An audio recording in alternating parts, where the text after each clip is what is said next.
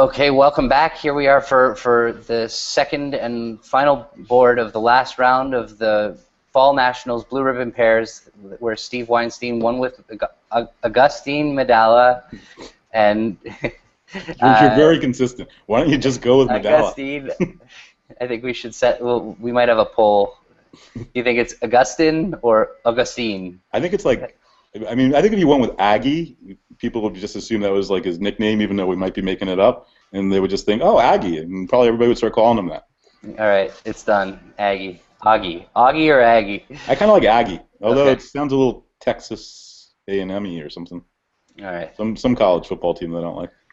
Just before we get to the bidding of this, I think it's really important that when you're going into the absolute last board of the event and you're playing for the event, or even if you're not, if you're playing for 10th or 15th or whatever place you're playing for, that you really just take a deep breath and focus. And there's no great way. It's not like a sporting event where you can do something to get your adrenaline going or anything like that. But in a mental game like this, you just really want to be able to perform your best at the end and do whatever you can to get yourself into that position. So when I picked out my cards for the last hand, I did take a deep breath, and I just was like, all right, I'm going to focus. And the way I focus, what works for me is I just go watch the spots, because I always feel like if I watch the spots, everything else is going to work out. So if you miss one spot, and it just absolutely can bite you, and it's like you just feel like, how could I not watch the spots? So I took a deep breath, I said, watch the spots, and I pulled out my cards for the last hand. And this is why we mock him whenever he misses a spot in our challenge match. It's true. He's It's Mr. Watch the Spot. I feel like it's a crime against nature by missing a spot if you are trying to watch the spots. It's just horrible. Okay, so let's go back to the bidding. So fresh off that plus 400, here you are, last board. Want to make it a good one, and you had a hand where your partner opened a diamond. You're not vulnerable against vulnerable, and it went past to you. You have an ace. It's pretty expert normal to respond with this hand. You'd respond with most hands non-vulnerable, but especially when you have an ace. And so you bid a spade and were raised to 2, and you did not consider inviting game. In fact, were you a little surprised that it got passed out? It's a little weird that you have only 4 high card points. Your partner showed 12 to 14, and the opponents are not in the bidding. Right. I mean, I am a little surprised. I wasn't even thrilled about bidding a spade because my hand is so horrible, and it's not so great with spades, and we raised on 3, and it's unlikely to have a game because I have an ace, but I feel like it is normal to bid a spade, and we are white. It is match points. Something bad might happen, but it is the most down the middle bid. And I am surprised when partner raises and it gets passed out, because they certainly have a fit somewhere, but hopefully they're not beating me by more than they have their fit. Right, and also one of them rates to be short in spades enough, and they rate to have enough high card points that they would have acted. The only thing is that they're vulnerable. They're vulnerable, so they could just be too balanced to bid. Right, so, and they're vulnerable. They might be a little timid at the vulnerability. It's the last round. There's a lot of people watching and stuff. Sometimes people get a little bit more timid in that situation also. So, I didn't really give great thought to what the hand was before I saw the dummy. I just know that there are certainly people that find it hard to do their best under these kinds of situations, even as the opponents of the pair that's playing for the event. Right. So I'm guessing you had quite a few kibitzers. Is it going into the last round, or is it? Yeah, we were definitely we had some very loyal kibitzers and a lot of other kibitzers, but by the time we kept getting good board after good board after good board, and it seemed like we were picking up a lot of kibitzers. So, the score north-south. Then we came to their table. It's their home table, and all of a sudden they're surrounded by a gallery of kibitzers, which some people don't really like. All right. So you got a dummy and a jack of spades lead, looking, and you kind of have to look up at your left-hand opponent for a second and see if they're smirking and leading 4 bets from ace, king, queen, the jack jack. of spades look like 100 honors to me. It looked like whatever they were scoring, they were getting that plus 100 for honors. Right. So dummy came down. Look, Medalla raised you on 3. You said it before that you raised on 3.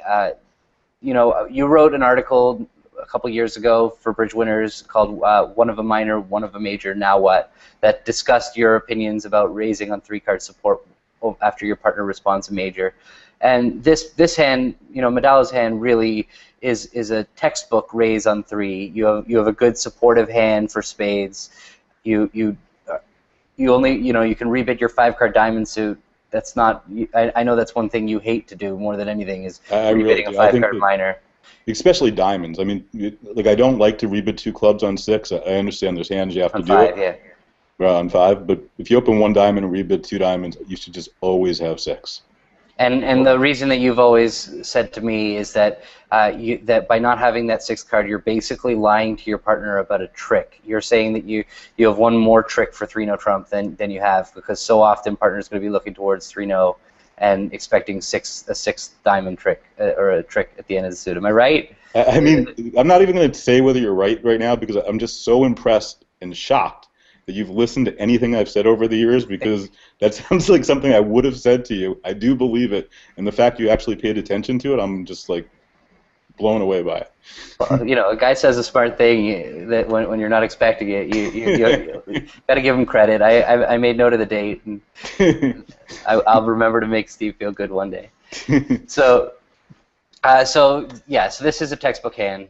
If you do raise on 3, this is a hand that raise on 3. You can't reverse 2 hearts. You're nowhere near strong enough. And really, as long as partner has 5 spades, you have a great playing hand for spades. Well, yeah. I mean, if partner has 5 spades, you have a great playing hand. But you can certainly read the article, One of a Minor, One of a Major, Now What? But the basic premise behind it is that when you have 3, you're going to raise unless you have a 6-card minor that's good for 3-no. Or you have a worthless doubleton less than a 10 or a singleton, and you have no convenient rebid. So even if I was 3-1-5-4, I would raise to 2 spades, because I think that if you open a diamond, bid 2 clubs, and then correct to spades, you're showing a good hand. And the most important thing is, I really think opponents defend the 4-3 fit horribly. It's like been my experience that first they go for the tap, then they go for drawing trumps, then they switch back to this, and it just seems like it's one of these things that even great opponents really struggle defending the 4-3 fit. So I'm very, very happy to end up in 4-3 fits on a lot of hands. Right, and one last point is that a 2-diamond rebid, even if you might say, but I've got a compensating strength for not having a 6-card suit. This is match points, and spades pays more. And if partner does have a 5-card spade suit and passes 2 diamonds, you've just basically got a stone cold disaster. So that's an extra thing to be said for raising 3, is that you just want to be in spades, not diamonds, when it's a part score hand. Yeah, everything about his hand just screams 2 spades. Okay, so you're in 2 spades now on this beautiful 4-3 fit, and the opponents lead the jack of spades, and you sort of give your left-hand opponent a little look. Like, are you smiling over there? Did you lead 4th best from Ace, King, Queen, Jack? and you probably there's not a lot to think about at trick 1, since the opponents have complete control of the hand. Their spade trick's going to win, and you're kind of waiting to see how they defend. It looks like they're going to catch some trump tricks. But your style, I mean, it's a good habit to take your time at trick 1. And so did you take a lot of time at trick 1 or some time at trick 1, even though you had nothing really to think about? Yeah, I did. And you make a really good point that, like, stylistically, it's important to take time at trick 1, because you give up a lot of information if you play fast or you play particularly slow. But if you try to play things in an even tempo always at trick 1, even though it doesn't really matter on very many specific hands, overall I think it's a really good approach. Right. So you took your time, and then you waited and watched what the opponents did, and the jack of spades held the trick. And when you saw the jack of spades, it's a pretty powerful lead. It looks like they're leading from a few honors, maybe king, queen, jack, 9, or ace, king, queen, jack, 3rd. They're being tricky. Though in this spot, when you do have a power holding in trumps, it's a pretty good idea to lead your honest honor. That and we'll see what happens on the hand. That the jack of spades won the trick. Yeah, well, I was thinking that the jack of spades was 4th best, and North was going to claim 100 honors, so whatever I went minus, they were getting that plus 100, and that's going to hurt me in the match points. Right. So, and yeah, for those of you who don't know what 100 honors means, in rubber bridge, you get an extra 100 points for having the ace, king, queen, jack of of a suit, of your suit, or in trumps? It trumps. Trumps, or 150 extra points for having ace, king, queen, jack, 10. And so it's a common expression, 100 honors or 150 honors. So the jack of spades held the trick, and then North led the king, and their partner won the ace. And, you know, it looks like, no, I mean, clearly we know North has king, queen, jack. You know that they have king, queen, jack or king, queen, jack, 9. But now South doesn't play a third round of trumps. They shifted to the queen of clubs. So immediately, I mean, that pretty much gave you the spade suit. It seems like there's no way that South would have shifted to a club if they had another spade.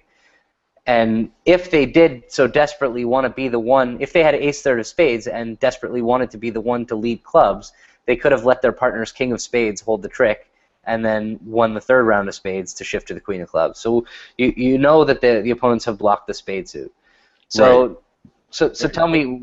Yeah, like you said, I'm sure spades are 4-2 at this point, and when they shift to the queen of clubs, I know North has the king of clubs, and clubs are likely 5-4. So I'm starting at this point to get a picture of the hand. Can you say why do you know that clubs are likely 5-4? Well, they don't have to be, but if South has 6 clubs, the queen jack, 10-9, and the ace of spades, there's a lot. There's still 8 high card points missing in the red suits. So there's a decent chance that South would have bid 2 clubs, or even possibly 3 clubs over 2 spades as like a pre-balance. So there's a good chance they're 5-4. They don't have to be, but if North has all those other honors, then the North has too many points. So to have passed out on this bidding, so they rate to be divided somewhat, and South didn't bid 2 clubs. Okay. So tell us about what you're thinking. You're here in 2 spades, this delicious contract and what's going through your mind? Well, the first thing that's going through my mind is I can ruff ace of clubs, ruff a club, ace of diamonds, ace king of hearts, in some order like that. 5 tricks, put my hand down, check to see how we did, and let's just move on with this hand because it looks just like it's 5 tricks. Right. So 5 tricks is going to score you down 3 for minus 150. Now, minus 150 could be a good result, but so the next thing you did was kind of evaluate what you think the opponents would make and whether you think 150 is going to cover that score. So, can you take us through that evaluation? Sure. Like once I got that, the dumb thought of claiming out of my head and moving on, it seemed like it was very likely a part score hand. I mean, they have 24 high card points. So they don't rate to bid game. Our opponents didn't enter the auction, so I'm assuming that they don't have the hands that are easy to enter the auction. If they get in the bidding, it seems very likely they're going to play a club part score, and it looks like they're off the ace king of hearts, the ace of diamonds, and the ace of clubs to score 110. So if I'm minus 150, all those 110 people minus 110 are going to beat me, so that's really a problem. Some people are going to get to no trump, some people might make game, some people might make 150 and no trump. I don't know. I really don't know how the cards are divided, but it's feeling to me like minus 150 is not going to be a good board. Right. So you're obviously, once you get to that thought, if you think 150 is going to be a bad board, you're going to do your best to try to improve to minus 100. But at the same time, there is a risk. Clearly, minus 150 is a significantly better score than minus 200, because minus 200 is going to lose, like you said, to all the people who are playing no trump part scores, and perhaps you're going to lose some half match points as well from people who are going down only 3 in 2 spades. Right. So you're deciding whether to go for that extra trick. You still need to see what reasonable layout is there for you to save that trick. So talk about how, you explain it very well. It's a risk-reward proposition. So I have to decide whether I can try to get out for minus 100 without greatly risking minus 200. And I realize if I played a diamond after I win the ace of clubs, then I'm only going to go down 4 if North has a singleton diamond and South has the king and the queen, because what will happen is South can win the diamond and can play a heart. So now actually North needs to have a singleton diamond, South the king queen, and South has to switch gears from playing on clubs to hearts, and that's not even clear. Because if North has a doubleton diamond, I'm going to get out for down 3. It's a small doubleton. A singleton diamond honor, I'm going to get out for down 3. And the bonanza is if North has honor on 1 diamond, I'm going to get out for down 2 or down 1, depending on how they defend.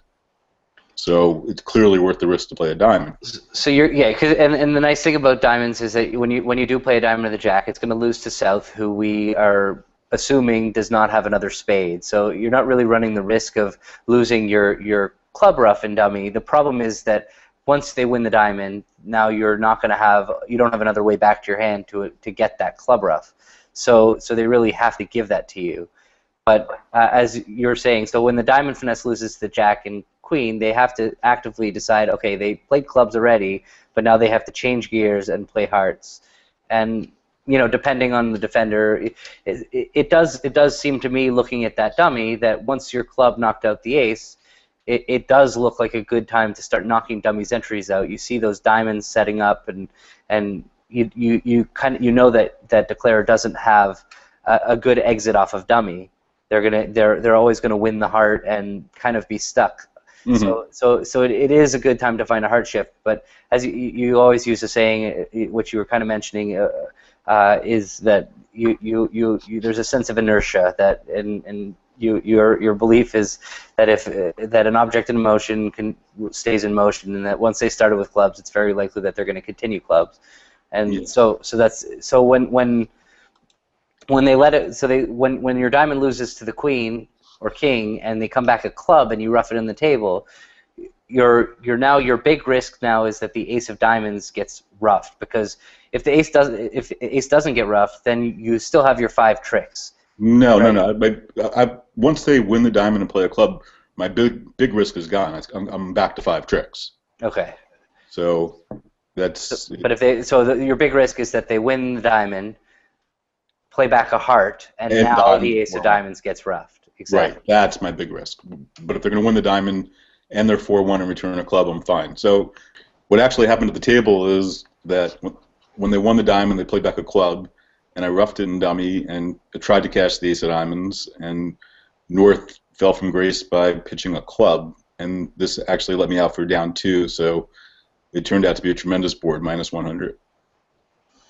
Right, so you're pretty thrilled having -100. You said you thought you were having a huge game going into the last round, and now you get to put these 2 scores, game making and -100, and go check how you did. So how were you going into the last round? Well, people told me, they came up to me and said, "How was your last round? How was your last round?" The greatest question, of course, what we were talking about earlier, and top was 38, and somebody said we were 20 match points up on second.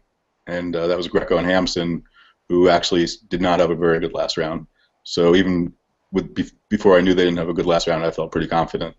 Right. It's the best feeling in the world to hear those words, that you're 20 match points ahead and you have this last round. And you didn't have 2 tops, but these were 2 pretty good boards. And 20 match points ahead is, as you said before, that when you're looking to see how far you are behind after the afternoon game, you're looking to see how many match points behind. So now it's very clear you're 20 match points ahead, and it's 38 tops. So you just needed a 66% round to secure the win, and this was clearly a better than above average round. Both boards you had the optimal result.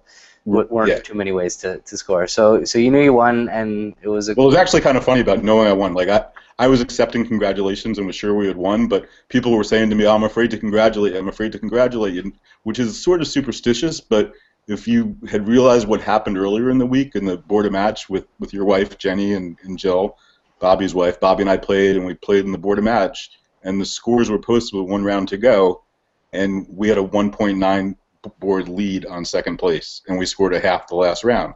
So we had 100% won. We were all high-fiving, congratulating. We got our picture taken. Jenny was on her way to the airport. She left to the airport thinking she had won. So people were a little nervous to congratulate me, but I did not believe it could really happen again. I mean, there's just no way that could happen twice. No, that's certainly a rift between you, or a difference between you and your partner, Bobby. Yeah. I know that if people who know us and our company, that Steve and I both are very, very non-superstitious. We believe things are the way they are. That if somebody comes and congratulates, you can't jinx something. Yeah. We've played too much poker to believe in jinxing and I mean, I think you can use up bad luck in great situations. That's like my big superstition. Is like I want to have bad luck for low stakes poker or for things that don't really matter, because you have an average amount of luck, let's say, over your life, and you really want to be able to use up the bad luck at the right times. All right, All right, I'm joking. but Bobby on the other hand is the don't talk to me. I don't want to hear it. I don't want to know how we're doing. I don't want to hear it. Just I'm waiting till I see the last board. So it's funny to see them. And you know, if you ever want to give Bobby a hard time, yeah, right. All right. It's definitely there's definitely oil and vinegar there with the how we're doing kind of stuff with the end result there. Yeah, right. Well, thanks a lot for doing this, and I hope that everybody at home enjoyed these couple of videos and that you can bug Steve to do some more. All right, well, it was a lot of fun, and thank you, Gavin. It was really enjoyable, and Happy New Year, everybody, and I hope everybody enjoys this.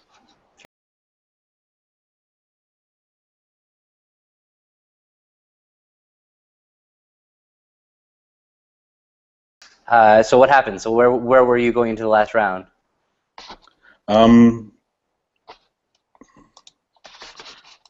We have to redo that. We that whole thing up, dude. Dude, I'm sorry. Just start talking, and Greg will be able to chop it up. The end position, like when you're, I don't know, man. Hey, pick your spot and go. Let's just redo it. It's just redo it. Clearly, the spot that was you started to be unhappy with was when you were talking through what actually happened. Roughed it in dummy and cashed it. Just okay. This is brutal. Yeah. Right. Yeah. So the opponents played back. They won the dot. What actually happened at the table? Start with that, and is that they. So after the diamond lost and they played back a club, I was back to the down 3 I was always going to be at if diamonds were 4-1, and if I have no idea where we were, dude. How do we finish this?